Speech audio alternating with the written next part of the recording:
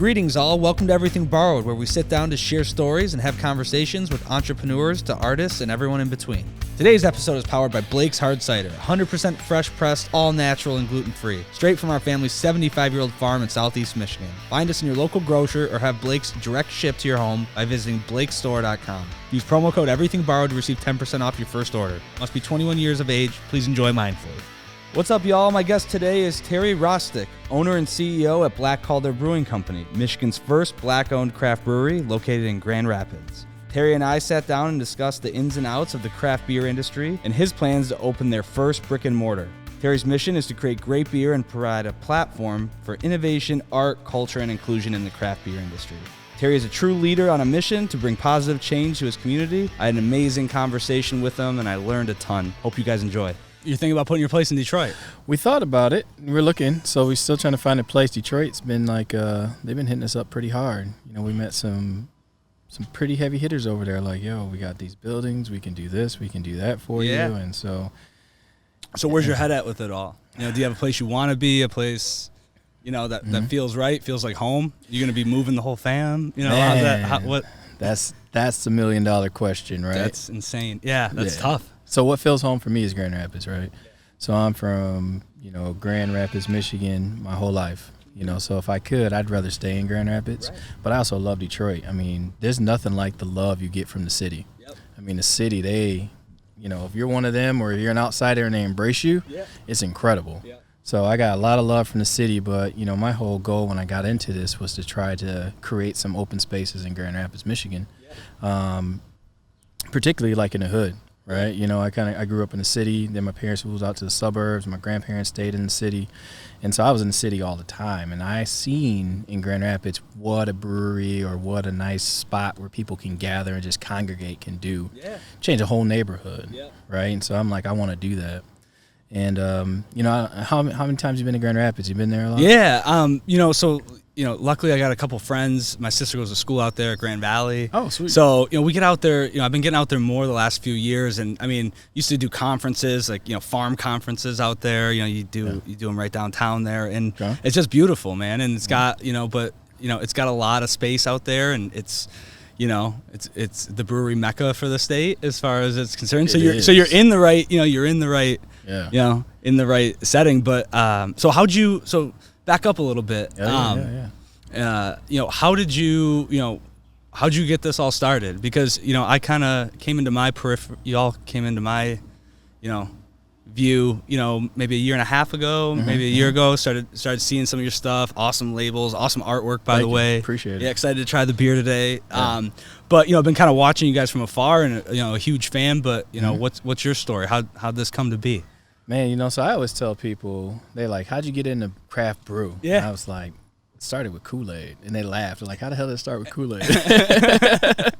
I was like, well, I always like flavors. And I, mixing things, trying things. I don't know how many times I probably got yelled at by my dad, who's like, yo, who made this Kool-Aid? Like, why is it purple? I'm like, oh, Dad. So I took some of the strawberry. I did something. He's like, don't do that again. Yeah. Right. So I'm out here making these monstrosity Kool-Aid recipes. Yeah. But, I kind of just, over time, kind of found my way into craft beer. Like, I didn't even like beer in the beginning. Right. When you turn 21, the coolest thing, at least back when I turned 21, was like cranberry and vodka, right? With a little lime in it, right? You're like, oh, yeah, I got this. And then you gradually get into like something like a Grand Marnier or something. Then you feel real bougie and fancy. Yeah. And my uncles used to drink beer, right? They would have like a Budweiser or a Miller Lite. And I used to think, man, this stuff is just terrible. It's super skunky. Like, I can't drink this. Yep. And my dad doesn't drink. Never had a sip in his life. Right, so I probably just disappoint him on a daily basis, right? I'm like, I started a brewery. And join the club, like, man. Yeah. Brewery owner, every parent's disappointment. Yeah, right? They just look at you like, where did I go wrong? Like, the whole world thinks you've probably been drinking since you were 12. Yeah, right. But, I think I had Dirty Bastard was like one of my first beers. And, I always talk to Dave about that story, but I had it, and it was like one of the beers that saved Founders. But it was just so weird, right? I was in a grocery store, and I was like, what is this? Dirty Bastard. I was like, all right, let me try it, And it was like all these caramel notes, and it had all these different flavors, right? And I was just like, wow, beer can have flavors.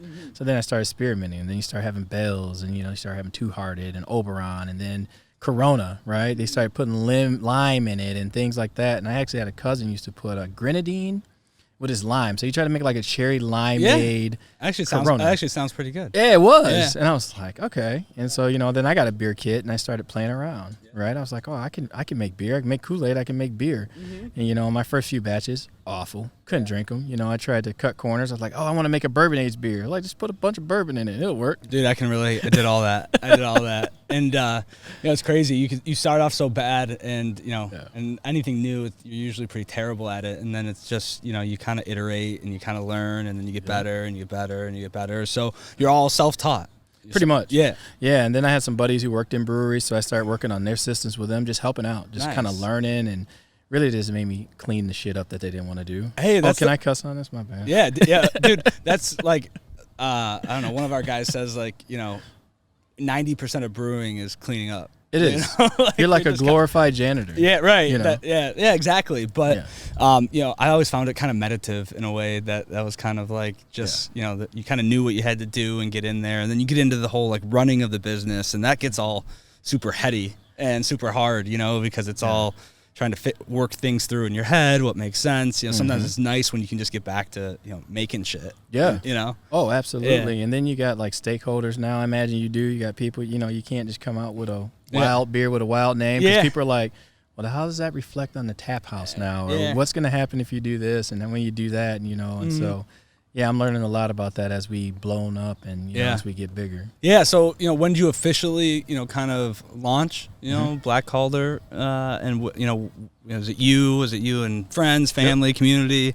So it was me and my business partner, Jamal. Okay. So we had launched, we had actually won an event for Grand Rapids. We had this place called Start Garden.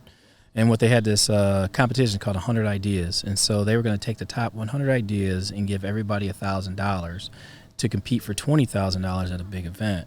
And so there's 800 companies or businesses that were trying to get into this. And so we got selected. We made the first top 100. And Jamal and I have been kicking this idea around for a while, right? Yeah. And I met Jamal. He wasn't really into beer like I was, but he liked beer. And us meeting was kind of just weird. We both were in different professions. I worked at a construction company. He had worked for a small business development council. And man, the animals are throwing me off. Yeah, dude, here. Sorry, that's part of the background. Dude. I hear goats or cows. Yeah, I was gonna say I hear goats and. But we met at this event, and he was trying to help minority subcontractors, and so was I. Mm-hmm. And and I had been working on this idea for a brewery for quite a minute. Mm-hmm. And out of the blue, he said who he was, what he did. I helped with business plans, I helped with planning, and blah blah blah. And I literally went up to him after the end of this thing, and I was like, "Hey man, you want to start a brewery?"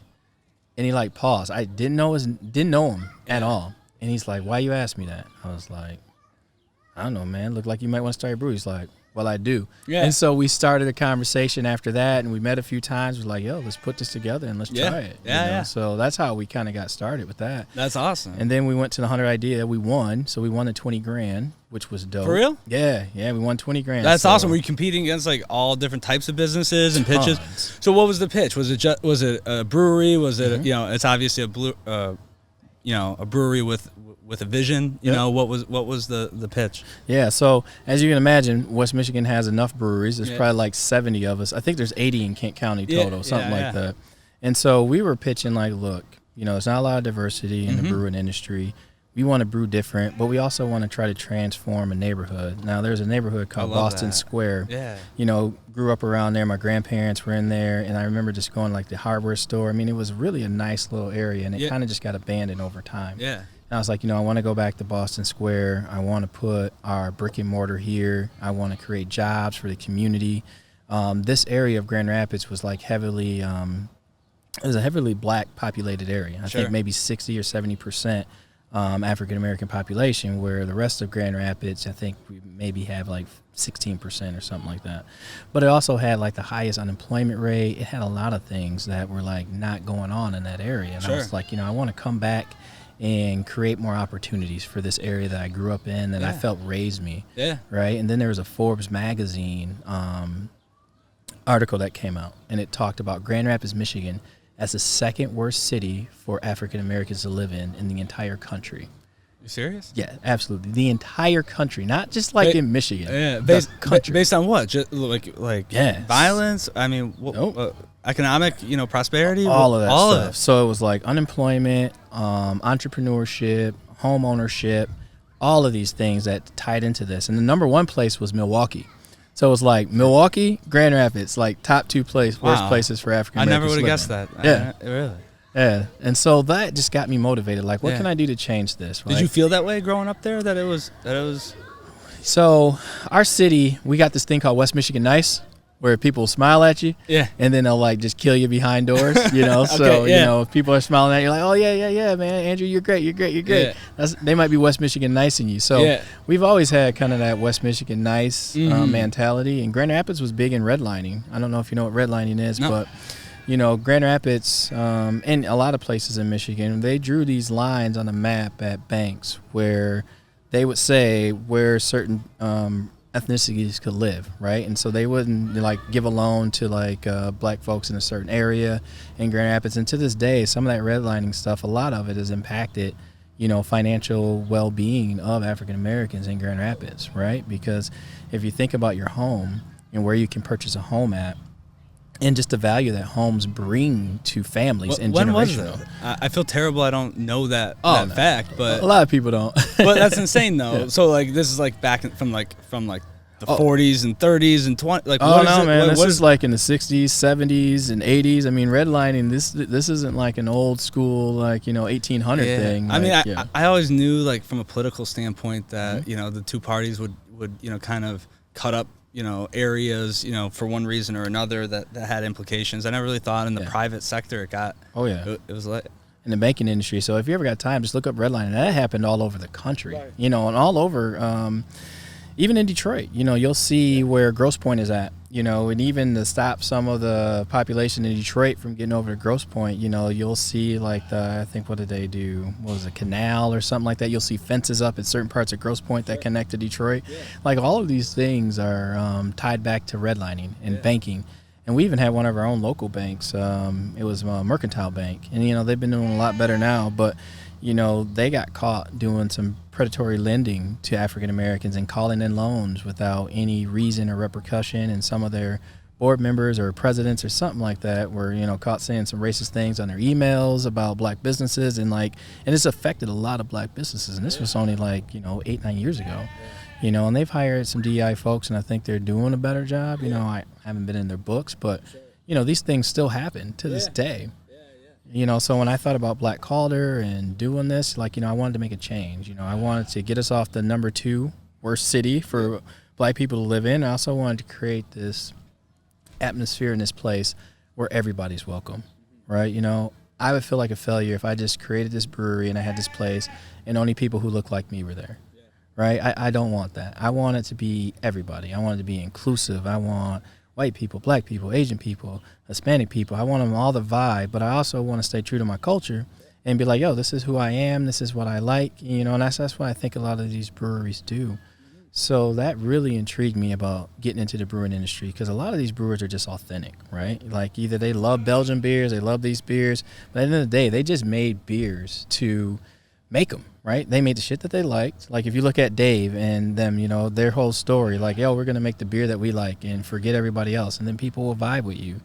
But I think what happened in the craft brew industry is everybody was just not thinking about inclusion, right? And so people always ask me, and I don't know if this was going to be one of your questions, so stop me if it isn't, but people always ask me, what do you think the racial issue is in craft brewing?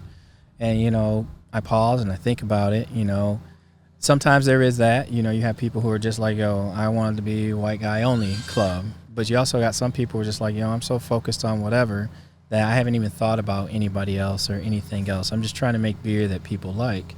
But when you don't intentionally include, you'll unintentionally exclude folks, right? And so as a business owner, we have the responsibility to always try to make sure that we're doing things that welcomes everybody.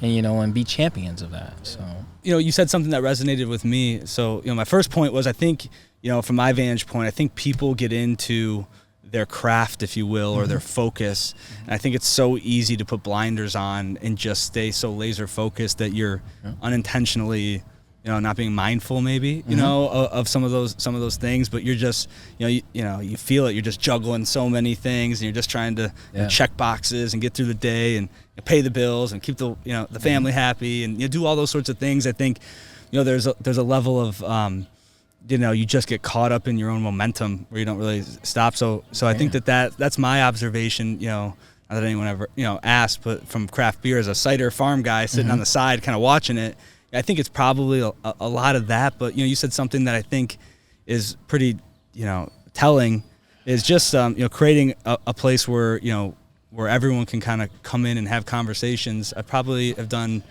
35 of these podcasts so far. Yeah. I'd say this is the first time I've learned more talking with you about things that I was so precluded from just my kind of normal thing. And, in 15, 20 minutes, maybe that's more of a remedy to a lot of our problems than anything, just having, conversation and kind of dialogue. That's one of the reasons I wanted to do this, was to just kind of open up and expand, my realm and people's realms to what we do here and, what's going on. So you can kind of, have a better understanding of everyone and everything a little bit more. So, I think kind of keeping things in that spirit, it's always a good place to come from, I think so. Yeah. And when you talk about, kind of the ethos behind your brand, how do you think that lives out, and where are you guys at in that journey a little bit? Because I think that can go and be so powerful, and I'm sure, I feel that, but, how does that vision come to life, and what's the extent of that in your, is it a big space in Grand Rapids? Is it in Detroit? Is it everywhere? Where's your head at with it? My head would be getting a really nice tap room in Grand Rapids or Detroit, because I got love for both cities. But really trying to get into a neighborhood that we can transform. If we can't get into a neighborhood that we can transform, we have to go into a business district, which, again, I'd rather be in a neighborhood all day.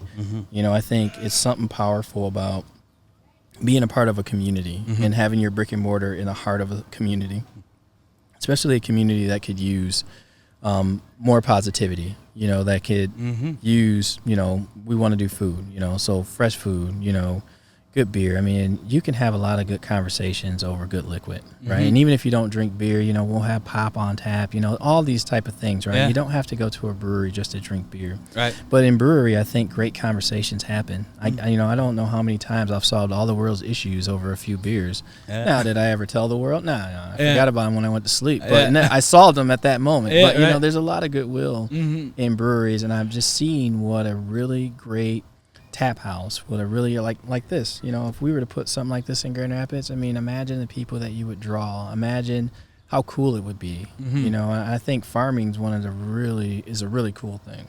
Thank you. I like it. I would be a farmer actually if we had a lot of land where I was at. You can be. Yeah. Yeah. Okay. Yeah. You hiring? Yeah. You go.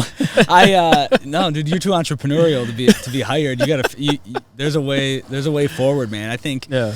One of the things I always, to make a parallel, to kind of, I guess, our journey here is, we try to be that place for families, and it's like, while I think there's, at times I'm sure we have blinders on to, we got 1,000 acres here we're trying to manage and farm and have people grow. But at the essence of what we always try to do is, we really look at making memories for all families, and you'll see, every ethnicity, every, age, shape, color, out here. And our whole thing is always like, let's root around a really great experience, for a family, for a family group and, friends, family, and really create that. And so that's really been the ethos of, whether it's the liquid we make or the experience we do or the donkeys that you can, look at and laugh at, it's like trying to figure out how to enhance and enrich that experience so that people can come together, feel good about, things. There's so much negativity everywhere, wanting to be a place where you can,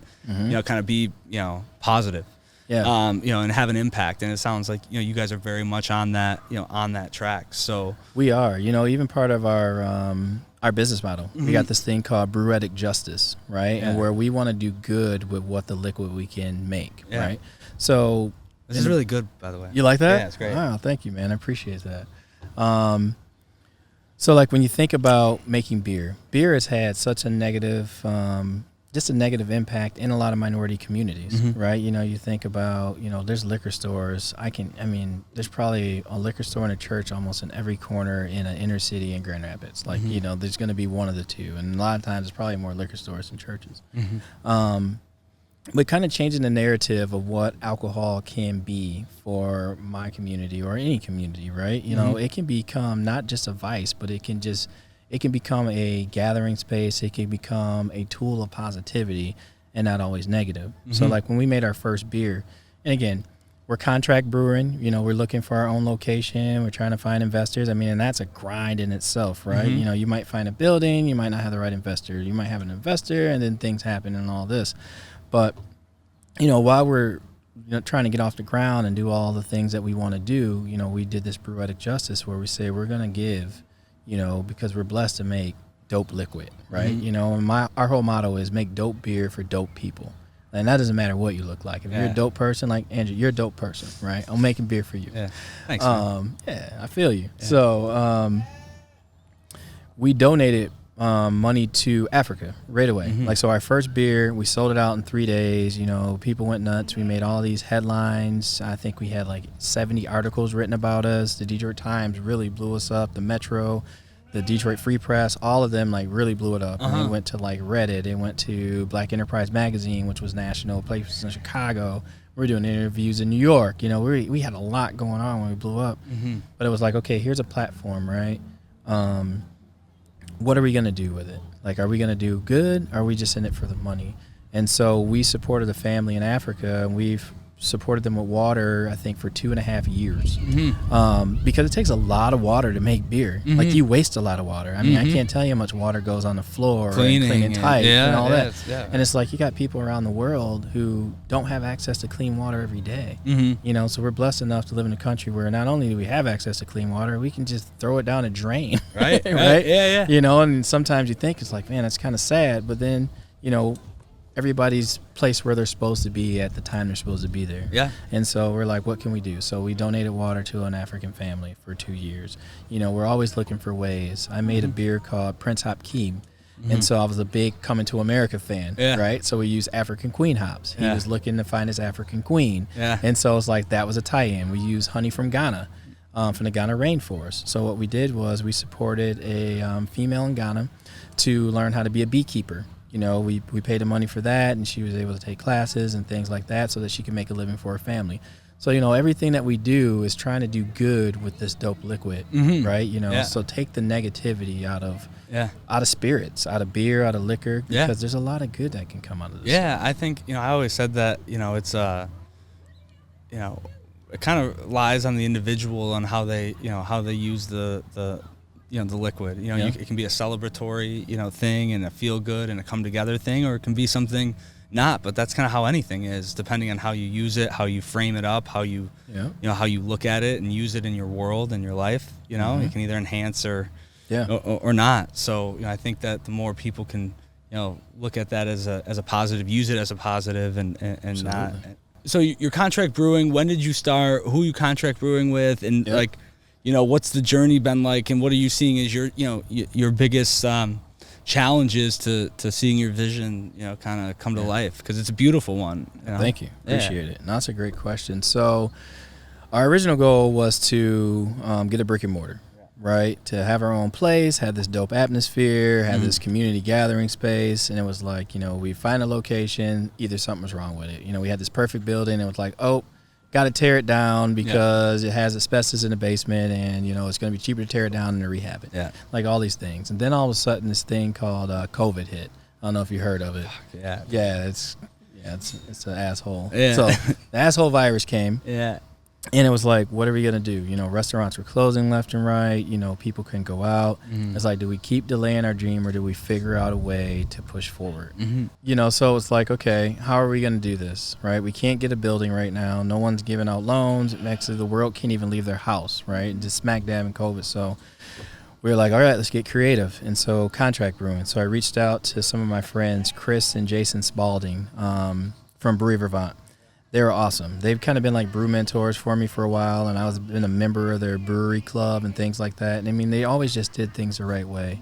You know, they're all about sustainability. They're all about people. They're all about neighborhood. I mean, they were just great folks to kind of learn from. And so I reached out to them. I said, hey, you know, I'm really trying to get this off the ground. And this is at a time, you got to remember, like, you know, we didn't know what was going to happen in the world, right? I mean, this is like pre that now that, you know, we're back open. I mean, this was like stay-at-home orders, shutdowns, things like this. And they opened up their tank space for us to get on and get our first beer out. That's and awesome. Like, it was, you know, it was really a blessing. It was just really cool. Yeah. You know, you get a lot of these companies who talk about diversity, equity, inclusion, and we want to be equitable. And some companies hire people and they're like, hey, we got a chief inclusion officer. You know, like, we have all of this. But then you got the people who don't do that and actually just do the work. Yeah. Right? Right. And they did the work. Yeah. Right? They gave us an opportunity to get our dope liquid in their tanks and get it out to the public. Right? And they didn't ask us for anything in return. Right? You know, it was just like, yo, we want to help you. We know the world is crazy right now. We don't know how stable we are or anything. Nobody did, right? Right. And they still took the time because it was something that was important to them to be a part of. And, you know, so that has been such a blessing. And so that's where we went with the contract brewing. We released, I think, 7 or 8 beers now. They all have sold out. That's awesome. Are you self-distributing through, you know, is it a distributor or how are you? Yeah, so the way we're set up right now is we sell everything out of their second location, which is Broadleaf. Yeah. And so we sell it through their online platform and things like that as we get our own building and get through our licensing process. You know, they just really gave us a great platform to get our brand out there so that we could show people what we can do and who we are. And it has helped our business grow tremendously. Yeah. You know, yeah. I love it. That's awesome, man. And so every beer goes? Every beer sells like crazy. Who's buying, you know, how, talk to me a little bit about, you know, where that's going, who's picking it up, where are you getting the love from? You know, all online? Yeah. No, that's a great question. So when we first launched our first beer, it was the Black IPA. We had people driving all the way from Detroit. You know, I think somebody came even as far as like Indiana, you know, just to come pick up a 4-pack and say, I wanted to meet you guys, good luck, shake our hands, and bounce. Yeah. I'm like, I love beer, but I've never driven that far just to grab a 4-pack and turn around, right? And this is like time, because they couldn't sit down and drink with us, you know. It's like, you know, everything was to go. And so we've had people do that, you know, from Chicago and everywhere. But, you know, we've got a lot of love from Detroit. We got a lot of love from Lansing. You know, Jamal's from Lansing. You know, Grand Rapids, my home city, has definitely showed us a lot of love. We're selling it all online. You know, we do this pre-order, and, you know, we've sold out a lot of beers within a couple hours. That's awesome, man. You know, we even had one beer sell out in 4 minutes. For real? It's the craziest thing in the world. It was our Bougie S'more Stout. And so this Bougie S'more, so Bougie is someone who's very kind of like uppity, high, you know, high-class bougie. Yeah. So I named after my little sister, right? We were around this campfire, and we were making s'mores. Yeah. And she comes out with, like a Reese peanut butter cup and like dark chocolate and like these like graham crackers that were dark chocolate and this marshmallow. I was like, man, what the hell you got going on there? I was like, that's so bougie. I was like, it's so bougie, I'm gonna make it a beer. Yeah. And I made it a beer. Put these ingredients in a beer. People loved it. Yeah. And it like sold in 4 minutes. That's awesome, man. Yeah, it freaked me out. Yeah. I thought the machine broke. Like you know, we're looking online. Yeah. Before you know it, it's like sold out. I was like, sold out. So I called Jason. I'm like, hey. He was like, yeah, man, no, the beer sold out. And he was super excited for me over there at Vermont. And then all of a sudden we get like all the emails. It was like, I was online. I had it in my cart. It was gone. And I'm so upset. And I'm just like. More coming soon. I was like, have you guys ever tried to buy a pair of Michael Jordan gym shoes? Yeah. Like, I do this every Saturday. Like, don't cry about it. There'll be another one out. Like, you know, like, I feel you. But I was like, I've been getting disappointed on missing shoe releases forever. Yeah, I've been on at 10 o'clock, and by 10:01, the shoes sold out, and I can't get one. Like, yeah, like, this is Jordan status. Like, it was kind of cool. Yeah, you know? Yeah, right. So, you know, do you have, you know, plans to kind of continue that through the year, continue the online thing, and obviously brick and mortar? Yeah. And, you know, what is it that you know, at this point, you know, you need in your evolution? Are you, you know, going to stay on as, you know, kind of brewmaster and continue to do that, or take a more commercial role and kind of trying to figure all this other shit out? Yeah. How do you see your evolution? You know, those are really great questions. And, man, I love seeing the diversity of folks here. Yeah. Like, you know, as I was driving. So I told you, man, you know, families are, you know, they come in all shapes, colors, they sizes, do. You know? I mean, just for people to be welcome. I mean, I've never really been over this far. And I'm like, I'm getting here from the city. I'm like, man, I'm like, I don't know if there's a lot of diversity in here. And then I get out and I see some black folks. I was like, all right, I feel good. Yeah. And I keep seeing them, so that's awesome. You do have a welcoming spot. So, but anyway, my eventual goal is to get into like that CEO role and kind of really drive our brand and our vision. We got a very strong brand. One of the biggest things that we need to get to at this point, like brick and mortar is important, but kind of getting this financing, finding the right investors or the right bank or somebody who's going to help us get to that next level. So important. And make sure whoever you bring on, isn't going to cloud your vision, or force that, or push that, make sure it stays yours. Yeah, and that's been key to me, right? Yeah. We want to be authentic. Like, we represent our culture authentically, and we're not culture vultures, right? You got some companies who don't have anybody of the culture there, but yet they're ripping it off, and they'll make a beer and make it seem like they're very, like, inclusive and whatever for a certain culture, and they have no clue and no intention of ever being that way. Yeah. So, I really need to protect our culture and not have other people become culture vultures. So that's really big in the people that I bring on for investing. It's like, you got to really care about this culture that that we're representing. Like, if you represent our culture, you want to represent our culture, or you care about our culture, I don't care what you look like. Yeah. Right. I'll make money with anybody. Right. I always tell people black owned doesn't mean black only. Right. I want to be inclusive as possible in every aspect of the business. But if you think about breweries, the biggest problem in the brewing industry is it's capital. Getting funds right now. So there's like 8,000 breweries or so in the entire country. Less than 1% are black. So there's like 60 or 70 black-owned breweries. Yeah, black folks make up at least 12% or more of the beer drinkers in the craft beer industry. And that's without even trying, right? That's like, if if some of these industries, if our industry really takes it serious and makes some more efforts, I mean, you would see an explosion in black-owned craft brewers. And some of the issue, again, is the financing. Sure. That's the hardest thing. Like, I don't have 15 family members I can go to and get, like, 5 Gs each, right? I might have 15 family members right now who probably can't scrape up 5 Gs between all 15 of them, right? But it's little things like that. And so if you look at how some of these other breweries have started and some of these other folks are just like, I talked to such and such, and because I meet with all of them. I talked to my nana, I talked to this person, I got a cousin, and everybody pulled together and we got like 150 grand. I was like, damn. Yeah. It was just like that, huh? Yeah. It's just like I got 150 stacks. Yeah. And, so when I started thinking about this industry and, when I hear, like big guilds and things like that, and they're like, we want to increase diversity, we want to do this, and I'm like, great, that's really good. The biggest thing that every craft brewery, everybody who gets into these industries, their biggest issue are capital. So put the capital up. Yeah. Like, we don't need more diversity, equity, inclusion folks. We don't need more, rah, we want to do this. And, hey, how can we help you? Like, I ask you for money. You're like, how else can I help you? Like, can I just give you like some game? Like, hey, don't use this hop. Like, is that good? Like, we good? Like, I'm inclusive, right? Like, it's like, I guess in a sense, but some of those are the biggest hurdles, and some of the biggest issues is finding that capital. Yeah. And again, when I talked about the redlining earlier, all of those things contribute into why certain, like our community, doesn't have the family resources to do some of these things. If you think about some of the homes and some of the things that people were able to buy, like, let's just say 40 years ago. Like, I have a neighbor, he was like 98, he just passed away. He bought his house for like $20,000 in my neighborhood, right? I mean, the house next to him sold probably for like $500, right? And so if you think about, not having that access to be able to buy a home back in the day and what it could be worth now, and, a lot of people use their homes to send kids through college and things like that, they used it. It was a big asset, that helped an entire generation of folks. And so you have a lot of people in my area and throughout the country who are kind of excluded from that.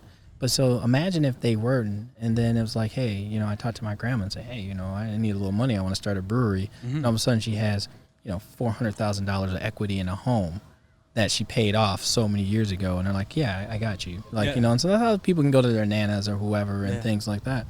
We didn't have that in our community. So we need to figure out how do we bridge that gap of inclusion for equity, or money or financing. And I'm not asking for money for free. Like, we'll pay you back. We just need access. You're really well spoken, man. You speak well. You're very intelligent, and you can tell that your thought process on these things are coming from a real place of like, understanding and kind of wisdom in a way. And, one of the things that I think, gets lost on that conversation is the impact. And I like the term you use, culture vultures, because I think, one of the things that I've always questioned is like, how do you support what with like not being like, so grossly just using it, like using it. It's like I see companies that use it. I'm like, that's not support. Right. That's not real. That's inauthentic. Yeah. That's not like, it's like basically you're checking the box for the tribe so you don't get yelled at. Yeah. But it's not real. Yep. And, and so for companies who are trying to, bridge that gap, as you say, capital is one thing. Yeah. Is it hiring? What is it for people that isn't so, self-serving, but is real, beyond capital. Capital seems like one, but, organizations like this, beyond investment in the community and helping bridge that gap, what are things that organizations could or should do to, do that in a way that is really impactful and real meaningful, not just window dressing? Yeah, that's a really good question. So it has to be kind of like in your company values, right? Yeah. I always say real recognizes real. And so if it's at the heart of the person leading the organization, it will happen. And finding also authentic partnerships and opportunities, right? And seeking them out. And sometimes helping when it hurts. I think people are always willing to help when it doesn't hurt. Yeah. Right? It's like, I'll help you. If I got $1 million, I'll help you with 100. But if you got 150, will you help me with 100? Yeah. And that's authentic help, right? Not saying that you have to give them everything, but I'm still willing to help you, though I don't even have what you're trying to get, or I have part of what you're trying to get, not an abundance. So I think when you look at organizations, it's like, okay, is it in our mission statement, so that people see who we are? Do we even have a mission statement? If we don't have a mission statement. What in the mission statement? That, your attention to trying to either help out unrepresented populations, or just that you're going to be an organization that's going to do the right thing and help out no matter what, right? It's not like once I make it to the mountaintop, I'm going to come back and get you. It's like, as I'm climbing the mountain, I'm going to take a pause for a minute. I'm going to help you up the mountain. Or, hop on my back. If I can carry you for a little bit and that helps you out, maybe I can't take you the whole journey, but I can take you to somewhere you haven't been because I'm getting there, right? That type of stuff. And again, authenticity is huge, right? If you wanted to do something and you wanted to support, let's say Asian-owned businesses and things like that, don't wait till there's like an Asian tragedy, like when all this, this Asian hate that was happening, where Asian folks were getting beat up. You saw companies all of a sudden just hop on the gravy train and they're just like, hey, stop Asian hate, and they're making posts and, all of a sudden, hey, we want to donate to this place because they're trying to get customers. It can't always be about profit. It has to be about your organization, who you are, and what you want to show people, right? Not the profit. Like, I think helping people is not a profitable business unless you're a nonprofit. That's the only way you make money. If you're a for-profit, helping people should cost you money. Yeah. It should be inconvenient, but it also should be part of who you are and what you want to do with the blessings you've been blessed with. So that's well said. Yeah. You said something I think is real true, and I think in the whole conversation gets kind of, swept under the rug in this whole, bridging the gap conversation. I think there's a big part of that people don't take into consideration, the generational, component of it all. Yep. And I think that you can look at things now and, by most metrics say, wow, there's real progress that's been made. But I think that in some of those areas that aren't really understood by some people is things like, access, like the capital that you're talking about, generations of families who've been able to build up, wealth over time that can be supported to, support the community. So I just think that is such a real, obviously challenge that is part of the bridging process. So, my hope is, for just kind of humanity in general, that we get to a place where these conversations are almost non-existent in a way because they're not, the problems aren't really there. I think, we're of the generation where there's bridging to have happen, and it's like, how do you do that without creating more division amongst more people and more finger pointing and more, kind of all of that sort of shit. And it's really kind of, it's messy in some ways, and maybe it shouldn't be, but, but I think those are all, I think having conversations, probably at Black Calder Brewing in downtown Detroit or Grand Rapids are like, are probably where you start to answer some of those things and at least get aligned with, with more people getting aligned around those things that I think everyone, of sound mind would agree on.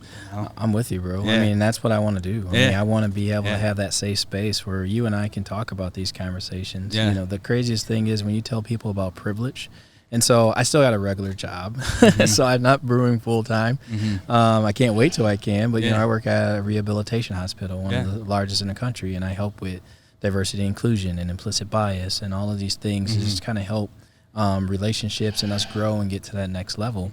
But when you talk about and you have conversations about privilege, people feel attacked right away. And I always try to tell people, like, there is a certain level of privilege you have because of how you were born in this country, and I never say what race or whatever, but there's a lot of privilege in being lighter skinned or not as dark or being anything like that. And tons of privilege. And sorry to interrupt, but I always just look at it. It's like, well, there's privilege. There's privilege to be born in the United States.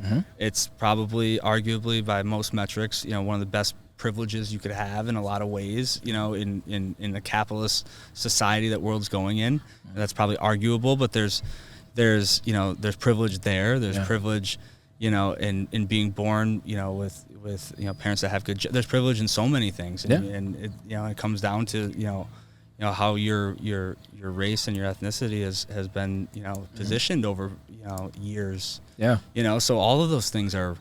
All those things are realities, and I don't think there's any problem. But I think you do see that people just feel attacked. It's like, oh, I'm not responsible. I'm not that person. I didn't do that. I love you. I don't. And I think it's like that's one of the things that's always so weird about that. That it's like you agree on the fact, but you always still feel like, well, it's like. Is it me? Did I do it? Well, and I don't think that's a healthy thing either. So how do you have those discussions and be like, but let's fix this shit. It's kind of exactly. It's kind of something like that, because either way, it doesn't leave you feeling good either side when you and that does seem to be, you see people get riled up about they do, the feeling attacked on those conversations.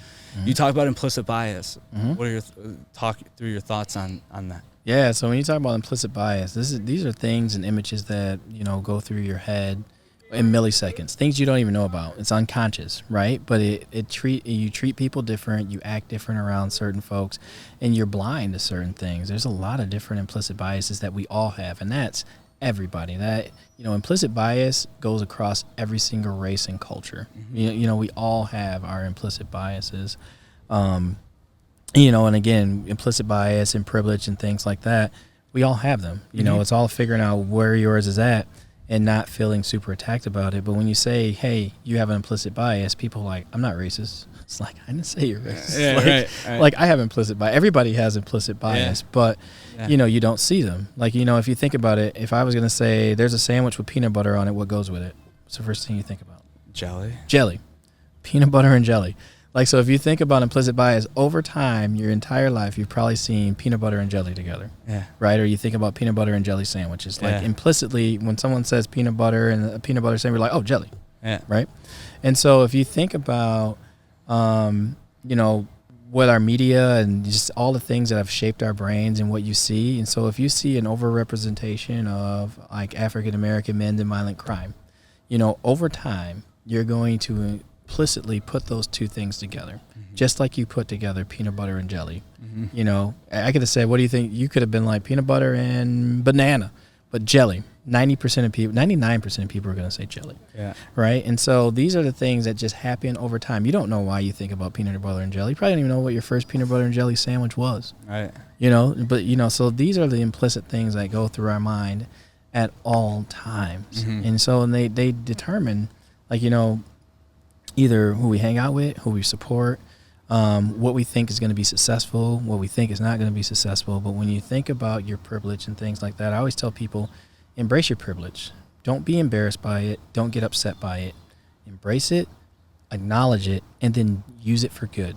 Yeah. Right? You're a hardworking person. I mean, I don't know what Blake's looked like before you got here, but I did, I did get a little tour, and there was like, 13 people lived in that little house over there. Yeah. And, this farm is blown up and blah, blah, blah, third generation. I mean, there's no doubt in my head that you work your ass off, right? And you've probably had some privilege along the way.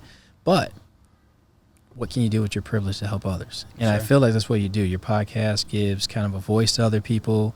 You're already like, I want to create a place where every family's welcome. I want to do this, and that's using like your privilege and the things that you've got for good. I use my privilege for good. I had 2 parents. So, yeah, right. Yeah. And no, I think that's honest and that's very real. One of the things that I've always, in my head, kind of said is like, I'll accept that certain of these things are privilege, but it's like, but that should be the goal for everyone. If that is true, then that should be the goal for everyone. Yeah. To have, and why can't? And that's why I've always tried to like, okay, let's rally around the fact that capitalism, good values, capitalism in the right way, conscious capitalism. Where people and good ideas win and hardworking people get rewarded. That's what I kind of mean by that. Yeah. That no matter what, hard work, good ideas. Little bit of luck and the right support system, you can go make something of yourself.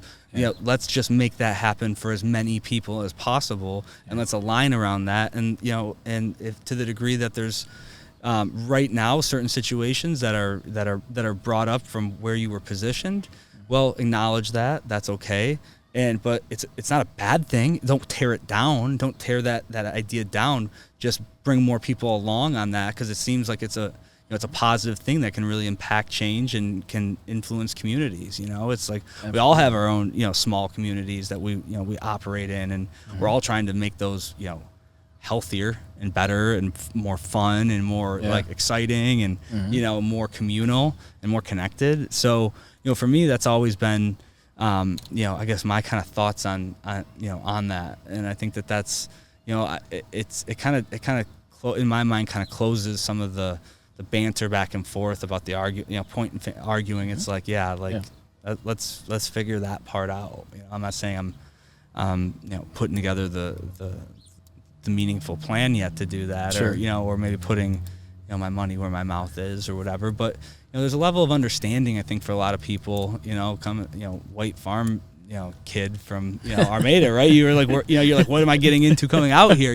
I thought it was called Armada for the longest. Yeah, dude, it's spelled that way. We we butchered it. It's just Armada, and but that's it's spelled and communicated in Spanish. It's Armada, and I don't know, I guess whiteified it or whatever, and it's Armada. But we all kind of have those things that you can talk about your small community that comes from a perspective, and and there's probably things that are not understood about the type of people that live out here, because there's a million fucking awesome type of people out here. They like it gets kind of like stereotypes. You talk about the implicit bias. I always feel my liberal friends, they'll come out here or whatever, that's like Trump country or whatever. I'm like, like there's probably some of that. There's probably a lot of that. But you know what? There's a lot of like, freedom loving, good, connected to nature, kind of want space, kind of, peaceful, kind of, people out here, that enjoy putting in hard work and kind of having a small community. Like I knew everyone in my high school. I knew every name in my high school. That made for a really good community. That's really cool. That's a good thing. That's a really good thing. And to the degree that we did, and I won't, say that was perfect, but I felt like people were more connected, and people, there wasn't like these discrepancies in, I guess, treatment. Because of that, and so I think those are good things. But we all kind of have those different things. But I'm happy to hear that you're kind of planning around and really understanding the way in which you guys can kind of communicate a message, and you just do it in such a good way that is healthy, and I appreciate it. And thank you, because that's what's needed right now, and it really can't be these, you know, it needs to be people that are real, that are coming from the place and coming from the experience, and that have the right perspective. And we need to elevate voices like yours about these things, as opposed to like these politicians and like, you know, educated whatever people that kind of put it in like these weird, you know, untouchable boxes, you know, that people just don't understand. You know, they don't understand those things. You know, people need to hear it like from, you know, at a connected level, or like, I like that dude, I want that dude to win. I like what I get what he's saying. You know, I get that idea because he's explaining it in a way that's, you know, more correct. It's like you get these other talking points, politicians or whatever talk about. It's like you ruin it. You're that's not creating any, you know, community. You know, it's just creating arguments about, you know, if that's right or wrong or whatever. And man, that's why we got to get your brick and mortar up. Man, I appreciate so that. where are we gonna what so talking like just diving into the, you know, the nuts and bolts. Have you put together like a, you know, kind of a pro forma or kind of what you need, you know, dollars wise, and what type of investors are you looking for? Are you looking for like anyone, everyone, people from the community, people from, you know, what does that look like to you? It's a great question, man. So I will work with anybody. Yeah. You know, again, you know, I always said, you know, black owned doesn't mean black only. Like I want everybody to be part of what we're trying to build and build this culture. We have a great business plan. You know, I always thought, you know, I got my MBA, Jamal has his MBA. You know, I always thought like, yo, you have a great business plan, you have a proven concept, the money will come. Like banks will like give you money. It's like, no, they don't. Like, we need like 8 years of sales. I'm like, I'm showing you like, and we have performas and projections out for 10 years and we're profitable every year. Like, I mean, and it's very solid. Again, this is what Jamal does for a living. Jamal helps people do this for a living. Like, so if you ever looked at our business plan, and like for someone you're like, was a startup, like this is some of the best business planning you've ever seen, you know, and that was all by design. You know, that's another reason I had reached out to Jamal, because I knew if we're going to take this undertaking, I need somebody who can write a business plan like no freaking other. And he's that guy. And so, you know, we're just looking for the right investor, somebody who wants, again, you know, we talk about the culture, who wants to embrace the culture and not be that culture vulture, and who wants to be a good partner. Right? You know, I know everybody's in it to make money. Everybody's going to make money, you know, and I get that. You know, I want everybody to make money, but even outside of making money, I want you to want to make an impact. You know, so if you just want to make money and not an impact, we're probably not the right company for you. But if you want to make money and do something that makes an impact, we're the right company. I like it. So big vision, you know, are you talking, you know, distributed in all 50 states, really impacting community, biggest black-owned brewery, you know, what's the ceiling on that thing? I love that question. I'm going for the world, man. So we've got reached out by like Meyer and some other places that want to carry us. You know, we got West Coast distribution set up once we can get our own place and, you know, keep up with productivity. Our biggest issue right now is we can't produce enough beer for people to buy. Like, it sells out quickly, which you think is a great thing, but it's like, you know, if I could make more, I could probably sell out more. I could be in stores, you know, when I get my own brick and mortar. But, you know, eventually I want to be not only one of the largest breweries in the world, but obviously be, you know, #1 black-owned brewery, and I want to get global. You know, I want to see my beer in Canada. You know, I've traveled the world. You know, I've studied abroad in London. I studied abroad in Paris and Barcelona. I want to have my beers in the cities and the pubs that I went in when I stayed over there. You know, I want to be in Israel. You know, I want to see a Black Calder beer in Africa. I want to see it everywhere. You know, and so that's my goal. You know, I see big picture vision. You know, we're going to be buying up breweries. You know, we might become the next Sam Adams. You know, like, that's my goal. Is to grow, expand, get into different parts of it, get into cider, get into seltzers, you know, get into distilling. Like, you know, I want to really leave my legacy and our mark on this, and also build up communities in different locations everywhere where someone can look at our logo and, you know, and they see, you know, a black woman goddess on a can, and they're just like, oh yeah, that's Black Calder. I want to be as recognizable as Nike. Like, that's my big hairy goal. And that's what I'm shooting for. The BHAG. You read Jim Collins? You already know. Good, man. That's awesome. Well, I kind of all jacked up here just talking to you. I need to like, you know, I don't know. I'm fired up, dude. I need to start a new business or fucking help. There. What do we got here, dude? Well, this is unique. Like, you know, I'll let you guys try that one. But your guy came out there. He's like, that one looks good, but that one's called "Remember the Time." And I don't know if you remember, Michael Jackson had a video called "Remember the Time," and so this one was unique because it's an Egyptian lemonade wit ale. Really crazy. You brew all these ingredients? Oh yeah, we brew this. We brew this at Broadleaf. Really crazy ingredients, right? So you got like orange blossom water, you got blackberries in it. What else did we throw in this thing?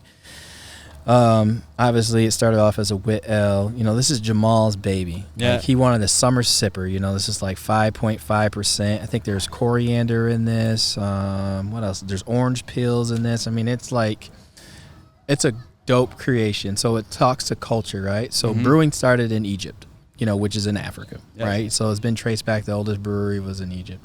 Egyptians also created lemonade, but it's not like the lemonade that we've ever had or talked about, because it had orange blossom water in it. It had like lemons and all of these crazy things. So like, as we study culture, right, we're not all just hip hop, right? We made that first beer and we put like Tupac and Snoop Dogg on the cover and Suge Knight, from that old Vibe mag, and people are like, but there's so much more to our culture than just hip hop and entertainment and things that you see.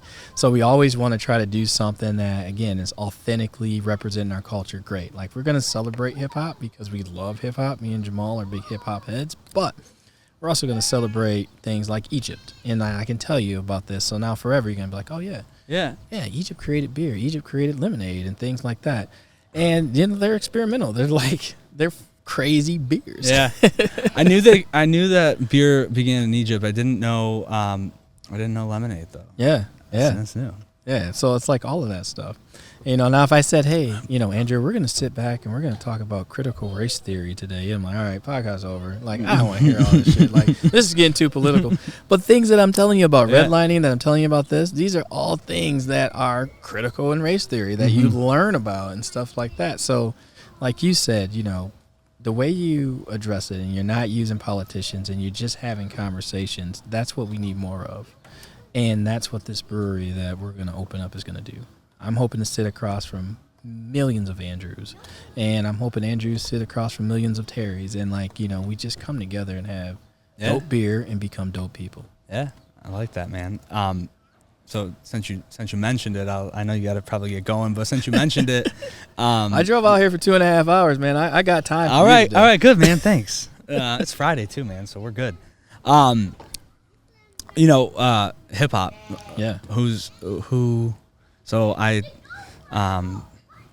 a big fan, and I'm a fan. I probably am not as well versed as I could be, but who's on your playlist right now? Who do you listen to? Man, so from Michigan, I love Big Sean and Sada Baby, right? I'm writing everything down because I'm gonna you have to share a playlist with me. I have later, to. So Big Sean, Sada Baby. I'm a big fan of Drake. Obviously, everybody likes Drake. Yeah. He does good. I'm a big West Coast guy, so like Kendrick Lamar. So I was like honored to fly out to California and go brew at Crown and Hops. They're out there in Inglewood, right in the heart of L.A. I was following your pictures, man. It looked fun as hell. Oh man, it was California love is real. Man. Yeah. You're so who is? I should have asked this earlier, and who is like the big brother in the black brewing community? Who do you look up to as far as who's doing it, who's furthest along on the journey, and who's who do you kind of shoulder with in that vision that you're putting together? It's really interesting. I guess I never looked at it like, who do I look up to? Because it's almost like when you said you're trying to get this going, you're just kind of like heads down, I'm trying to go. Yeah. But, when we flew out to California to brew with Crowns and Hops, and you had Tio and Benny who own Crowns and Hops. Yeah. I mean, they just put together a campaign to raise some capital because they're trying to get their building up and going in Inglewood. I believe they raised like $275,000 in like a week and a half. Mm-hmm. They have a crazy dope brand. They're super authentic. Everything that they do is like for the culture, and I love it. Mm-hmm. And so partnering with them was awesome. Mm-hmm. We just released a beer that's coming out for Barrels and Flow. I don't know if you saw that, but it has Stacey Abrams on it. Mm-hmm. It's like, you know, a lot of breweries probably wouldn't do that, or a lot of companies are like, hey, we're not trying to get political and things like that. But we were just bringing awareness to voter rights and voter suppression and things like that, right? We're not saying if you're a Republican or you're a Democrat, no matter who they vote for, if you're a Republican, Democrat, or independent, you should never have your rights suppressed. Right? You know, and that's what Stacey Abrams really stands up for. And so we're like, yo, we're going to put Stacey Abrams on a beer cover, right? You know, and just like honor her for her fight of just trying to keep voter suppression down and keep voting fair and things like that, you know, and they're bold enough to do those. So I always admire or love the companies that are bold enough to take a public stand on something that could be controversial and not care about profits, you know, because then it's really who they are. Yeah. Right? Yeah. I like that. Yeah. You listen to the new Nas album? Of course. It might be might be my favorite album. Oh, I don't know, man. It's Written was tough to beat, but dude, I love Nas. Dude, so I've been my wife's like, you know, I do this thing where like I get like any album, I'll listen to it till I can't, like it's just done. Like I'll just like, you know, I just listen to it so much. My wife's like, you ruin the music by doing that. I'm like, I want to know every word and every song, and I want to understand, you know, where his head was at. I want to just like think, you know, it's like a whole. It's like almost like reading a book for me when I do it. And especially like, not like all music, but like an artist like that I think's like a lyricist or like a thinker, you know, someone that is a storyteller and a thinker. Oh yeah. I always just think there's real wisdom. I look at it like I study it, like it's a book to learn. Yeah. You know? And so like when I get like the new Nas album, I'm like, dude, I just like it just on repeat. I've listened to it on repeat so I can like understand it, you know, as much as I can. So I don't know. I've just been on. I love it. I listened to it this morning when I was working out before I got ready to come up here. Yeah, man. Jay-Z's always been one of my favorites, of course. Pac. I mean, you can never go wrong with Pac. I mean, he's just so timeless. Yeah. I mean, he just gets. Yeah. I mean, he's been dead almost 20 years or something like that. Might even be more than 20 at this point. I think he died in 96 or something. Yeah. I mean, it's just insane. I can still listen to like every single Tupac album. Yeah. And some of these things kind of give me inspiration for beers and inspiration for what I want things to look like. And, you know, and, I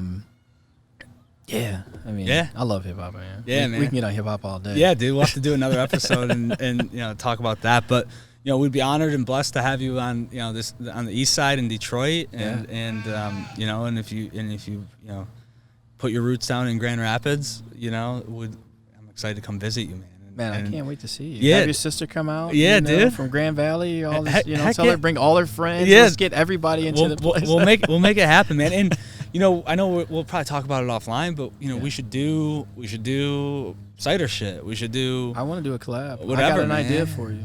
Well, let's go, man. Let's do it. Like, we're never short of, like, you know, we're always open for like, you know, really good partnerships and friendships and all of that. And I think at the essence, like, you know, when things are good for, you know, when things can come together and be good for everyone, that's just exciting stuff to kind of, you know, to work around. So, you know, one of the things too is like, you know, as you know, you talk about like, you know, education and kind of some of that sort of stuff that we try to do. Like I always looked at us as like a lot of people, you know, the country's a little foreign to them. Like they don't, you know, like it's, you know, it's like, where am I going? Like, is it like all these, you know, hillbilly, you know, all this, you know, sort of shit out here. It's like, you know, I want to try this place. I always kind of hoped could be like a real education place for farming. In general, you talk about wanting to be a farm. Like, I really want to, with what some of the stuff we're doing on the non-hard cider side, but more the farm side, is really try to be like that conduit for people to like, dude, you should know it's empowering to like grow your own food, you know, and like understand where it comes from and understand that connection with nature. And like, you know, let's have more people understand and appreciate that, you know. And so, you know, I really feel fortunate that, you know, I love growing up. I mean, it's so cool. I feel so blessed that I got to grow up like, you know, climbing trees, dude, like these, you know, like, I mean, you know, that was it in my backyard, you know, and it was just, you know, I grew up on one of the farms, you know, that we, you know, steward. And, you know, it's just like, that's dope. Yeah. It's just really, really cool. And so, you know, I think more people, you know, should, you know, experience that and bring that into their lives, and we can get more people like integrated. And it doesn't have to be like, you know, acres upon acres either. There's like, you know, you can do a lot with, you know, a little bit of space, and you can really, I think that connection just makes you kind of I don't know, I want to say a better person, but you look at things a little differently. You know, you kind of stop and lift your head up and be like, oh, it's kind of hard to grow these carrots for like 6 months. You know, then you just like, you feel differently about throwing them away when they go bad and stuff. You know, you just feel different about everything. Respect. Yeah, it's respect. Yeah, it's big time. Yeah, that's it. Let's put an orchard in the hood. Dude, let's in do Grand it. Rapids. I mean, you know the knowledge. I mean, I got a couple crab apple trees. Let's get this going. You in? I would love to start a program if we could figure out how to get more black kids or more kids from the inner city, you know, black, white, or whatever, you know, just more urban kids into farming and understanding that. My wife started this garden. Yeah. And I made her this garden box and all of this, and I've never grown food. Yeah. You know, and I got this peach tree, and I got these big peaches on it. Yeah. Right? We got like 8, and I'm just like, I'm so fucking excited for these peaches. You're gonna love them, dude. To get done, right? Yeah, but be careful, dude. Like when things are ready, that's what people don't know about like tree fruits. They're like really perfect one day. Yeah. If you wait like 2 days too long, they'll turn into like mush. So you gotta be on it, dude. You gotta be eyes on, dude. Yeah. Yeah, dude. Let's do it. So actually, so we're working with Carhartt, you know, and the Urban Farming Initiative in Detroit to kind of work on something similar. It was something that we were talking about, but you know, you should fold into that mix. That'd be awesome. And hook me up, man. On the thread, man. I worked in higher ed for like 8 or 10 years. Did you? I understand how to make programs. I created a global leadership program for young black males when I was at Davenport University to help them get through college. You know, we had a real issue. We were losing 70% that we brought into the university from fall to fall. Yeah. And so I created this global leadership program to help them get through school. And it's just all about opportunity, support, and having somebody who looks like you, who can tell you that this is okay. Yeah. And that's kind of what we're doing in the beer. But I would love to do that for farming and growing vegetables and sustainability. Do we even have any black farmers here in Michigan? Honestly, I don't think many. Yeah. I mean, we should fix that. We can. Yeah. And see, there you go. Yeah. You can help. Yeah. This is your calling. This is my calling. Yeah, dude, I think we should definitely, you know, offline talk about that a little bit. I think that there's some opportunities and some synergies there, along the cider side as well. You know, which I'll be interested to hear your thoughts on, man. But for sure, really appreciate it. One last question, just because I feel like you're a reader. Do you read? Oh yeah. Yeah. Who do you like most influential? Like, ooh, well, I feel like you're. I'll tell you, a good book to read right now is Nipsey Hussle's book. Dude. Nipsey Hussle has a book out. I think what is the Marathon or whatever. Yeah. Read that. Dude, he so this was an interesting story about Nipsey. I'd never listened to his music, and then I found out, you know, he passed away. Yeah. And, you know, so I was like, okay, I got to look into this. And then I started listening to his music, and, you know, that probably over the last year and a half up until this Nas album was like my on repeat study. Yeah. You know, it was kind of like I just studied it. It was like you know, I felt like there was real wisdom and truth and, like, you know, just coming out of there. So I was just like, you know, give me more, because they're thinkers and entrepreneurs and and philosophers in a way, and it's like there's just a lot to learn from there. So I'll definitely. I mean, obviously it was written about him. Is that it? It was written about him. It talks about his life and going through. It is just a great book. Conversations he had, what he knew he always wanted to do, even when he didn't have this, and, like, you know, he put his crew together. I won't spoil it for you. Yeah. It is a great book. He likes Nipsey too. Yeah, there it is. Neighborhood Nip over here. The marathon continues. Well, man, thank you so much, and it was a pleasure meeting you. Honor, man. Appreciate you, bro. Cool, brother. Appreciate it, man. Thanks for tuning in, everyone. You can find Everything Borrowed on YouTube, Apple Podcasts, Spotify, and iHeartRadio. Show your support and drop a 5-star review to help more people find our channel. Don't forget to subscribe. Stay up to date with us on Facebook, Instagram, and everythingborrowedpodcast.com. EBP is produced by Chelsea Cox, Jason Brown, and Vox Adams. Edited and filmed by Nick Ferguson. Art is by Adam Yarborough. Everything Borrowed is an After Hours Media production. Copyright 2021.